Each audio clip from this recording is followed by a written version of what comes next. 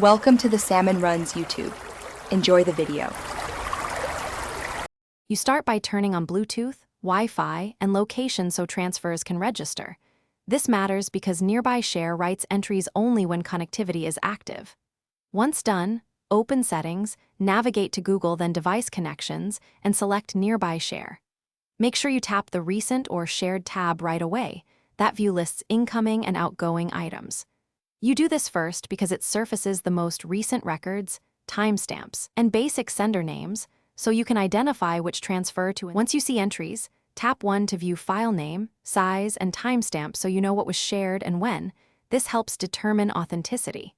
Then open the file using Files, Photos, or the receiving app to confirm content and location. Downloads is common for generic files.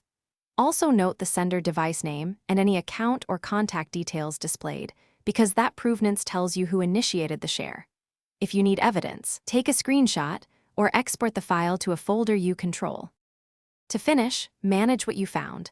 Delete individual history items or clear all entries if you want privacy, and move important files into a backup or cloud folder so they aren't lost. Make sure to confirm deletions so you don't remove evidence you might need.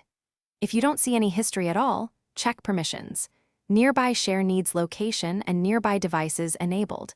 Then toggle Nearby Share off and on and reboot. This often restores the logging functionality and resolves visibility issues. Thanks for watching. Consider subscribing if we helped you.